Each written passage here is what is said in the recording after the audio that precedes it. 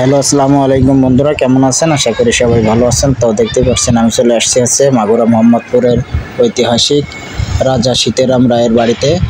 তো এখানে দেখতে পাচ্ছেন অনেক দর্শনার্থী ঘুরতে আসছে বিভিন্ন জায়গা থেকে। তো আসলে মেন গেটটা দেওয়া রয়েছে, এই জন্য ভিতরে প্রবেশ করতে পারছি না। আর পিছন দিক দিয়ে একটা গেট আছে, ওই গেটটা দিয়ে সবাই প্রবেশ করছে।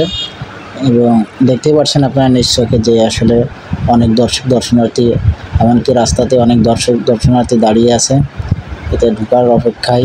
তো আসলে মেন গেটটা খুলতেছে না, এই জন্য।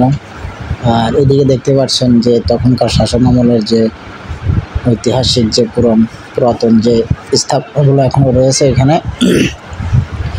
আর আসলে আগের থেকে রং করছে, তো এই জন্য অনেক সুন্দর লাগতেছে। তো আশেপাশে যারা আছেন অবশ্যই আসবেন, আশা করি সবার ভালো লাগবে। সবাইকে সম্পূর্ণ ভিডিওটা দেখার জন্য অসংখ্য